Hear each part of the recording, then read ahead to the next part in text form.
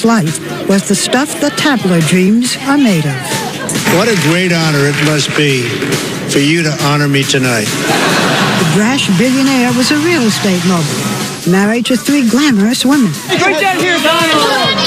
A best-selling author who made cameo appearances in movies. Down the hall and to the left. On television. Don't want another 50 grand, I'll cut the grass for you every Saturday. Okay. Even commercials. Pay yourself. Most recently, he reinvented himself as the host of a reality show, The Apprentice. You're fired. Not the typical resume of a man who aspires to be president. What made you start running? Did you have a dream? Did you get up and say, you know what, president? The time I really thought about it was last time when Mitt Romney ran. And he ran, and I decided not to do it. And I had a lot of obligations. I was signed a contract with The Apprentice, and I had a lot of buildings under construction. I was doing a lot of things.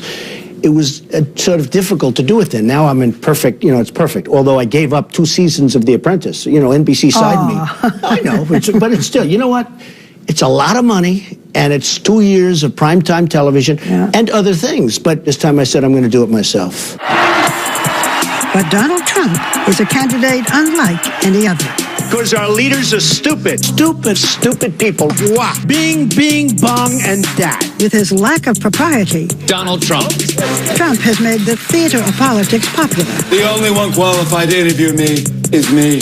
But some say it is also less than presidential. You used to call me on the cell phone. We are in that moment today where there seems to be no distinguishing between reality TV, celebrity, and political or hard news. He is the most reality TV star of a candidate that's ever existed at the most reality TV time in America. I first met Donald Trump in 1987. Michael Jackson was at the top of the charts. Hair was big, greed was good.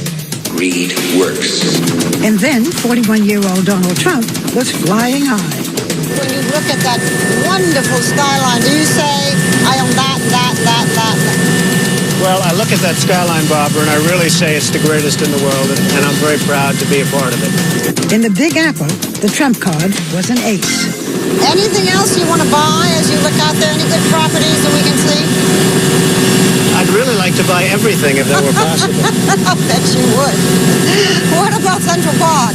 No, I think that should be preserved and left, and Donald Trump should not be allowed to touch Central Park. A lot of people are very relieved. But Trump was already dreaming about his next conquest, a future far more grand than just Prince of the City. New York developer Donald Trump charging American foreign policy lacks backbone. Is he running for something? It was the beginning of a long flirtation with the greatest get of all. We're going to see whether or not I'm going to run. Are you running for president? I have never been so serious as I am now. Finally, after almost 30 years, the man who might be president sailed down an escalator for his surreal moment of destiny. I am officially running for President of the United States. His speech was one of the most jaw-dropping presidential bids in history. Our country great again. The U.S. has become a dumping ground for everybody else's problems. We have losers. They're laughing at us. His thoughts about immigration provocative, to say the least. When Mexico sends its people, they're not sending their best. They're bringing drugs, they're bringing crime, they're rapists, and some, I assume, are good people. I will build a great wall on our southern border, and I will have Mexico pay for that wall. How do you plan to do this? Okay, ready? Yeah. First of all, we have to build a wall. We have to create a border. We have to have a wall. We're going to have a wall. It's going to be a real wall, not a little wall that they drive trucks with drugs over the top of it, okay? You see the pictures in the newspapers where they have ramps right over the little wall. And it's not going to be hard to build. It's going to be done. Hey, who's better at building than me? I know exactly what to do. New fallout for Donald Trump. Unlike any ordinary candidate, Trump didn't back off. He doubled down and set off a firestorm. Well, call it another Trump dump. Macy's is now cutting ties with Republican presidential candidate Donald Trump. When you send these people out, what do you do with the women and children? They're going to go with him. Oh, everybody. You have to send the whole family. It's got to be a family unit. It's going to be done humanely. You speak your mind, heaven knows. You have sometimes offended women, Latinos, veterans. How can you unify the country when you make these divisive statements? Women respect me, they like me, and they know I'm going to take care of them. I'm going to protect them. The people that are here legally, Hispanics, like me because they don't want people coming in and taking their jobs. Do you speak any Spanish? No. This is an English-speaking country, remember? They want to. From the beginning, What the hell are we getting involved for? Come on. his inflammatory comments have drawn criticism from every quarter. Let's go, baby. Trump's running for president. This is your worst nightmare. Could he actually win? No freaking way! Trump is the shock jock of the political campaign, but it's paying off big in the polls. He is now at the top of the pack for the Republican nomination. After you announced your run for the presidency, there was a cover story in the Daily News that showed you as a clown. You've been called crass, bigoted, obnoxious. Any of this bother you, or does it all? No, nobody calls me a clown now, I can tell you that. And you're right, at the beginning they were doing everything they could. Everybody was trying to belittle because that's what they do. Now they've gained great respect because I've gone from going into a race that everybody said I wasn't going to enter, and I went bing, up, and now I'm leading by a lot. So I've spent less money, and I'm in number one position.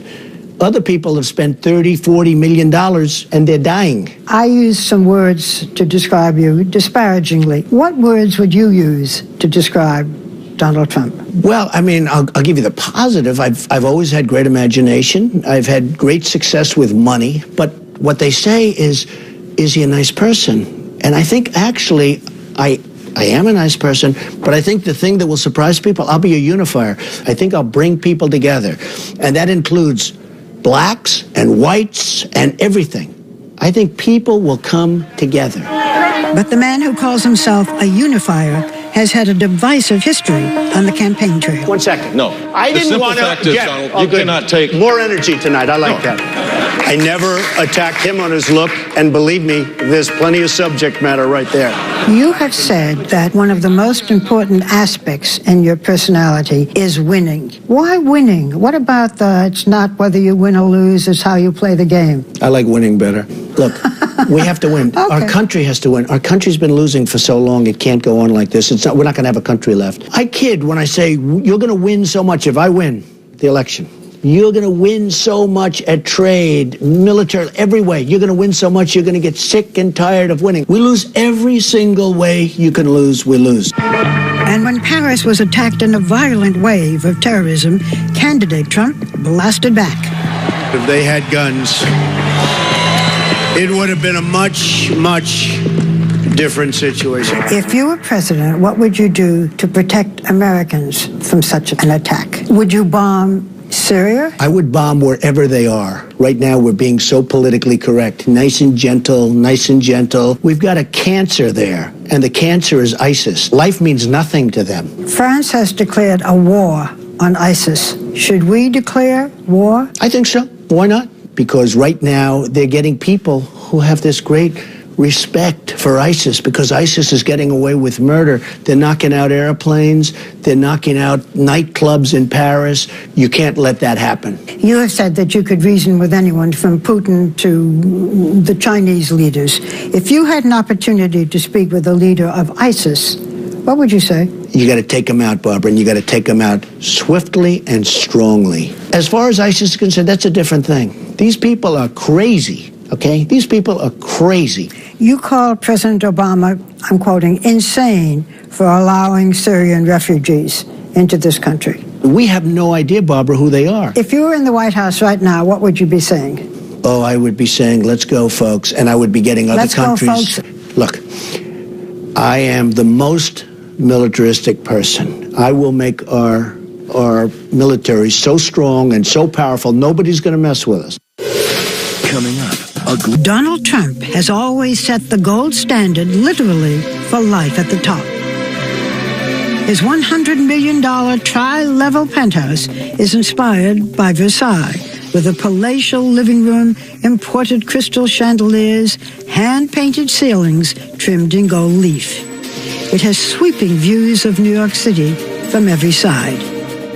You have said that success is a kind of drug, and it's too powerful for most people to handle. How do you handle success?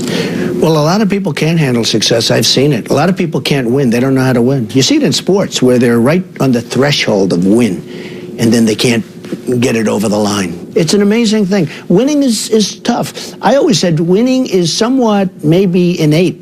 Maybe it's just something you have. You know, you have the winning gene, but I've seen it. I've seen great talent, both in business and lots of other things. They should be able to do it, and they can't get the ball over the line. You are a winner? I think so. I mean, yeah, I'm looking around. Yeah, there's a lot of a lot of gold here. You've done pretty well, in that right? sense. He shares this palace in the sky with his beautiful and graceful wife, Melania. Hello. We have. She has been mostly absent from the campaign trail until tonight. You too. Come join us.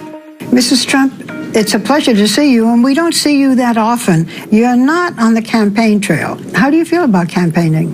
Well, it's my choice not to be there. I support my husband 100%, but we have a 9-year-old son together, Baron, and I'm raising him, and this is the age he needs a parent at home. Were you involved in the decision of your husband to become president? We discuss a lot, yes, and I encourage him, and I encourage him because I know what he will do and what he can do for America. He loves the American people, and he wants to help them. Melania and her husband met at a party in 1998 where she caught the eye of the flirtatious Donald Trump. He came up to you, you rebuffed him, yeah?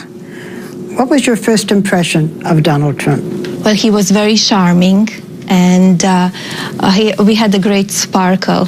He came with a date, so he asked me for the number, and I said, I will not give you my number. So if you give me your numbers, I will call you. And he was known as kind of a ladies' man. And but we had we met a week later. And then it was okay? Yes, we had a great chemistry the first time. We've had great chemistry ever since. Before she was Melania Trump, she was Melania Knaus, born 45 years ago in a small industrial town in Slovenia when it was still part of Yugoslavia. Melania, a natural beauty, was also a bookworm. She went to university and was studying architecture when she was discovered by a major fashion photographer when she was just 17. Soon after, she left school and Slovenia for New York City. Who would imagine that the quiet girl from Slovenia would end up the wife of a mega billionaire? Their relationship made international news, not just because it was a May-December romance, he is 24 years older, but because of Donald's previous 2 high-profile marriages and even higher-profile divorces. Are you following the Trump thing? You can't miss it. The latest dispatch from the front in the battle of Trump versus Trump. It's a front-page fiasco of lovers, lawyers, and large settlements.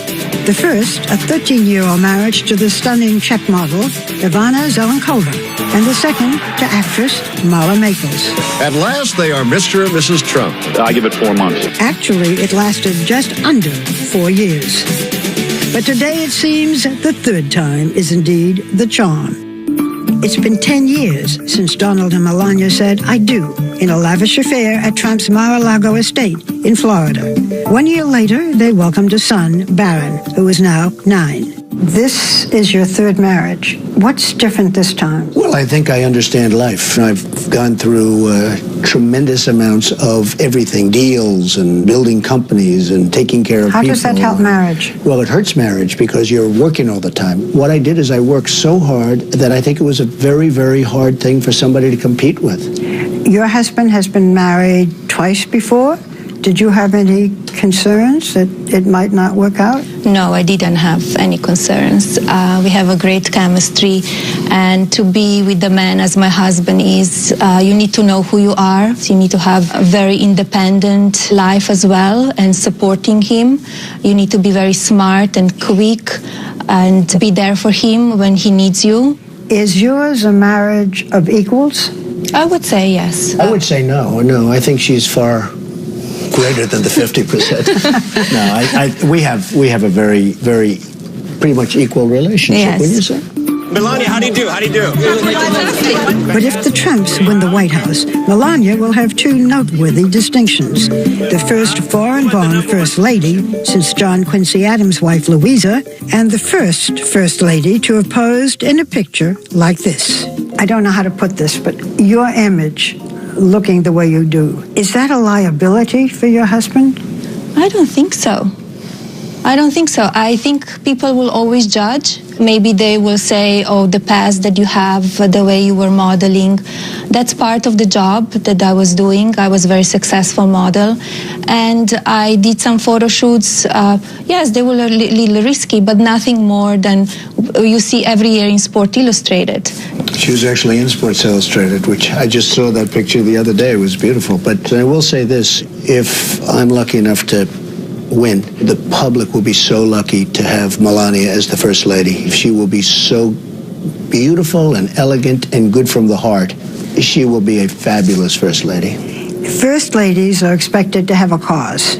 If you have a cause, what would it be? I'm very involved in charities now, many charities, involving children, involving many different diseases, and I will, if the time comes, I will choose what is dearest to my heart and work on that 100%. Do you give your husband any advice on the debates?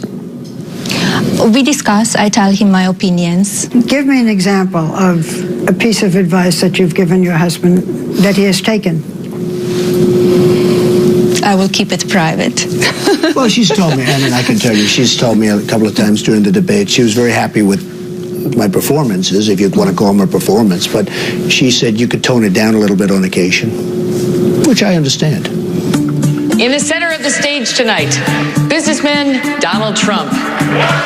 And speaking of tone, I wondered if Melania had ever taken her husband to task on his tone toward women on the campaign trail. Did he make a derogatory comment attacking Carly Fiorina, insulting the way she looks? He said, look at that face. Would anyone vote for that? I think women all over this country heard very clearly what Mr. Trump said.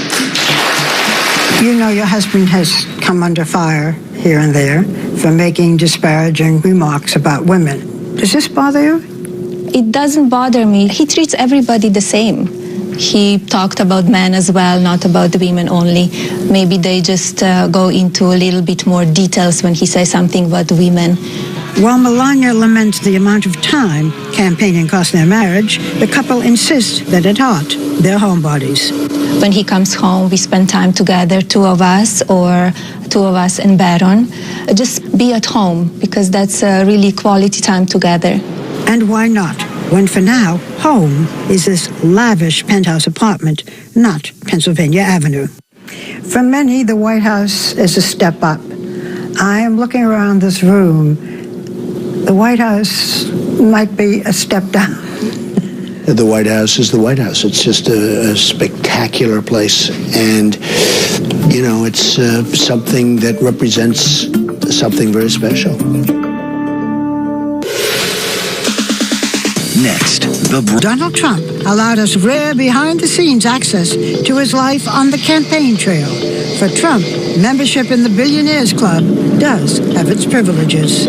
He travels on what is known as Trump Force One, a Boeing 757 that seats dozens of passengers. It has bedrooms, a theater system, and gold-plated fixtures in the bathroom and on the seatbelts. Monogrammed on the headrest is the Trump family crest. For Donald Trump, this is the only way to fly. They've never had anybody that owned a Boeing 757 before. It's a little bit of an unusual thing. Donald Trump, unlike most other candidates, is rich enough to bankroll his own campaign. I'm really rich, I'll show you that. He flaunts his wealth candidly. $8,737,540,000. You might think all his billions would alienate working-class voters, but Trump says it's really a plus. We don't want your help. I'm the only one that's self-funding. I'm not selling myself to special interests. But he does use his $7 million helicopter as a political sideshow. Does anybody want to take a ride? It made quite a splash at the Iowa State Fair. What amazes you most? His golf courses, his resorts, himself. In a way, Donald Trump was born ready. The fourth of Fred and Mary Trump's 5 children, he grew up in the construction business. His father, a real estate tycoon, built middle and low-income housing. He always knew how to get what he wanted. His brother Robert was no match for his schemes, as he told me in our first interview. Robert had a set of blocks, and I had a set of blocks, and I asked Robert if I could have his blocks, and I built a beautiful, tall block building, and then I said I like it so much that I glued it together, and then Robert couldn't have his block. So I don't know. Somehow that story is a story that a lot of people have asked me about. I don't know. What do you think it says? Well, it says that just even at a young age, I wasn't so much different than I am now. That relentless desire to win made his name a modern synonym for success. If flaunting it was the game, Trump was the name. In the 80s, his fiery mix of hubris and vision caused him to win and lose fortunes. You gonna fight it to the bitter end? I always fight to the bitter end, don't I? But today, the Trump kingdom is an empire. From international hotels to golf courses, even a winery. The name Trump is such a brand for success that it has been licensed on an astonishing range of products. It's a great tasting vodka. Trump model management. What does this guy not have his name on? The reason my real estate is successful is they know if I put the name Trump on it, it's going to be the best. What's the downside of being part of the 1% of the richest people in America, especially when you're trying to reach the middle class? Well, there's a certain loneliness that you have, but that's made up when you have a great family. I have a great family, fantastic family. I have a wonderful wife. But the funny thing is, I'm a rich guy, but I have this great relationship with the working people of this country, and that's true. What vein do you think you have touched? The vein of people are tired of being led by leaders, if you call them leaders, that are virtually incompetent. I love you, I swear. Trump says he is a man of the people. Others say he's the P.T. Barnum of politics. Whatever the answer, he's been playing to crowds of thousands. Donald Trump speaks the truth. He's not a politician. He's not paid off. Well, he's so damn good looking. What do you think? His theme song is his message, and it has definitely hit a nerve. We're not gonna take it anymore. On this night, Trump owns the crowd. The number one value people are looking for is authenticity. Is it real? Is it really real? He comes across at times as a bully, but people will take a bully who's strong over somebody else they think is nice who's weak. We have people that are just so pathetic. Without question, We said no. Wrong. the bluntness of his shock and awe campaign Sit down. keeps pushing buttons and boundaries in every way. There's going to be change, but real change, not Obama change. You remember? The next president, Donald J. Trump. Trump is still the wild card in this election, a power broker, whether he wins or loses. If you lose the nomination, what next for Donald Trump? Look, you can lose the nomination, you can lose the election. What's next? I go back to what I was doing. I built a great company. Make America great again. But I think this is just a greater calling. I mean, this is the ultimate calling. President Trump! Thank you, everybody. When we come back, For every kid, there comes a point where your parents stop being cool. The things they say, It's gonna be you. the things they do. Only on the cell phone. I swear it's cool. But the Trump children swear they are the exception. Do any of you make fun of your father's hair?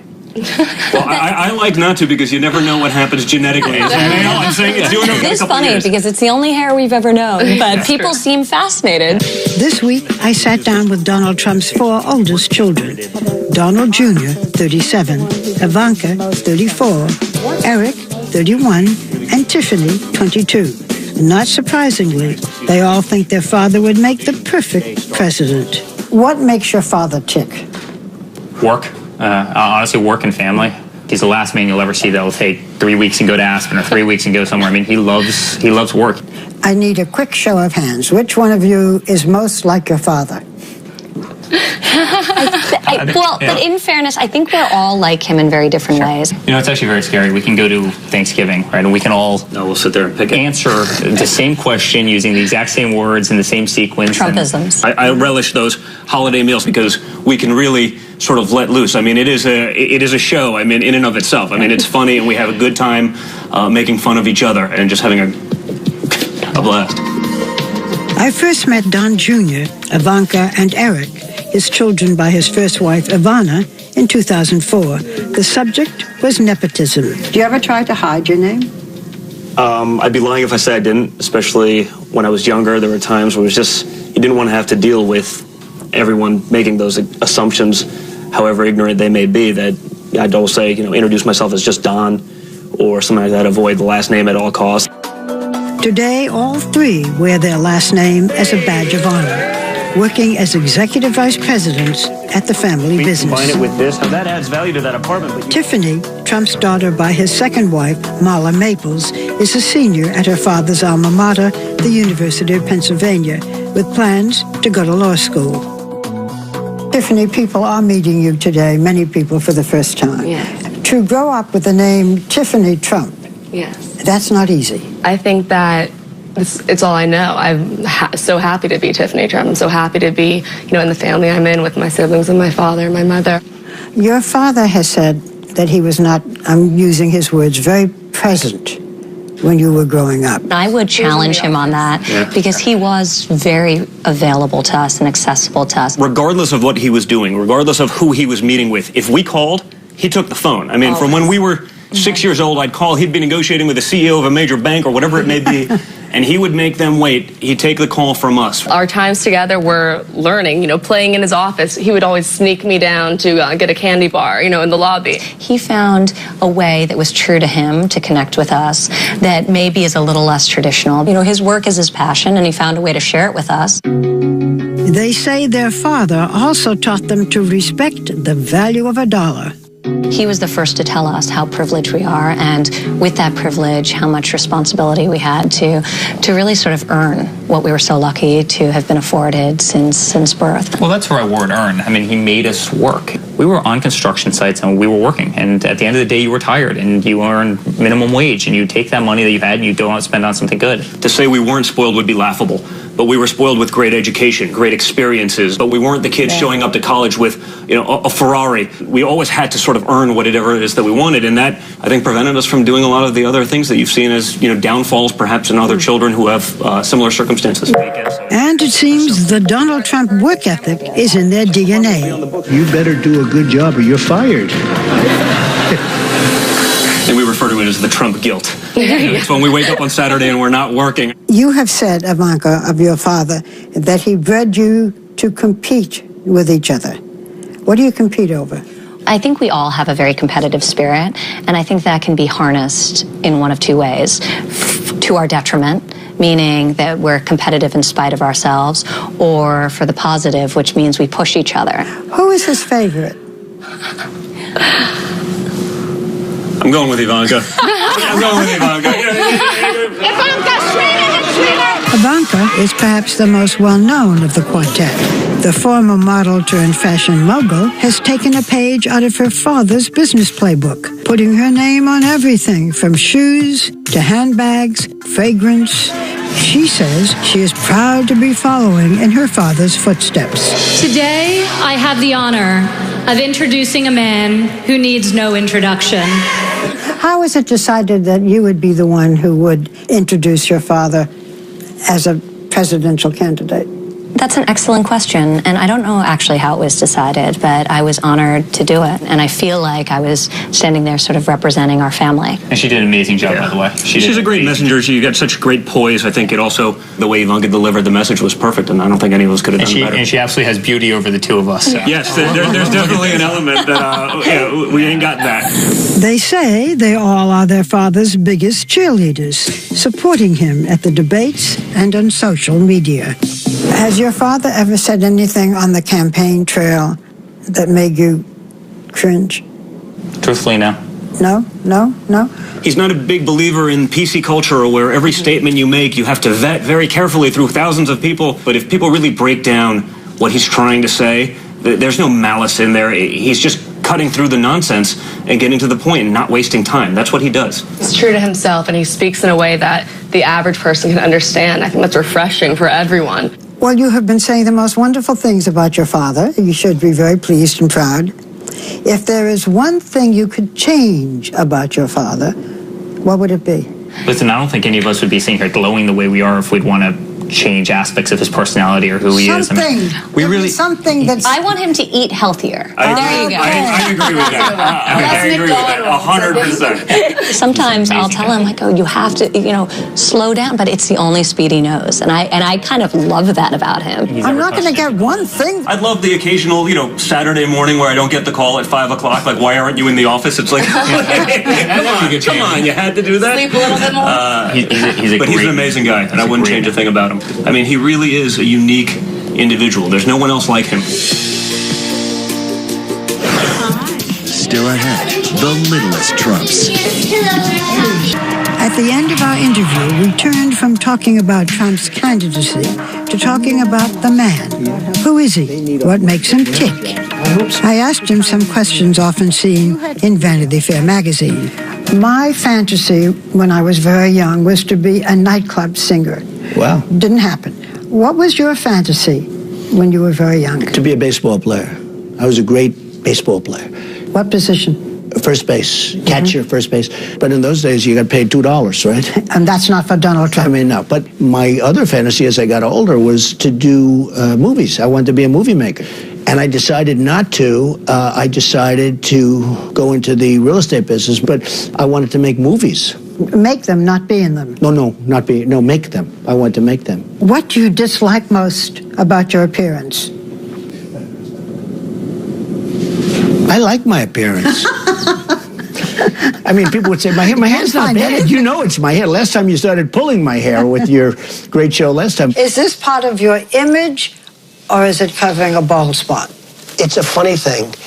I've always, combed it this way. I was probably maybe a little bit more... Always combed it down? Well, I really don't. It's really combed back. If you really look, it's combed sort of back. Come on, Barbara, get over here.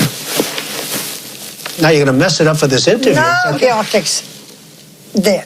Well, after that, everyone knows it's real. Okay, I'll go on. What is your greatest fear?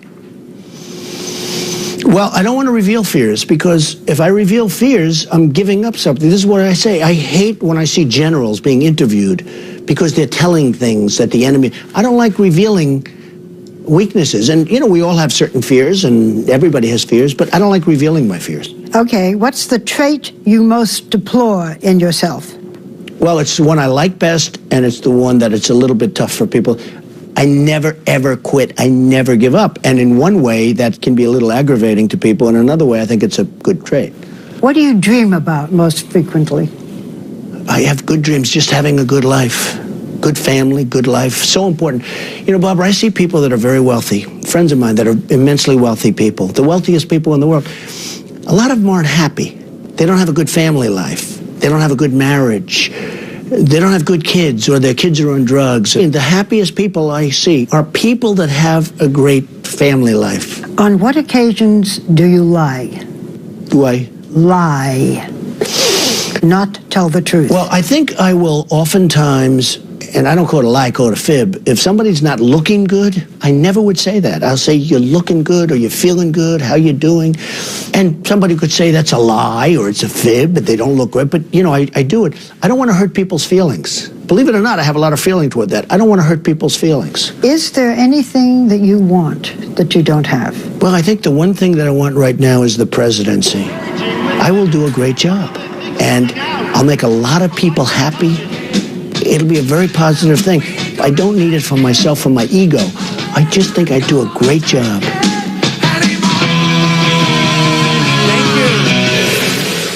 You've met the children. Now meet the grandchildren. Donald Trump kissing babies. Next, with Meet the Trumps. It's a very different side of Donald Trump, the soft one.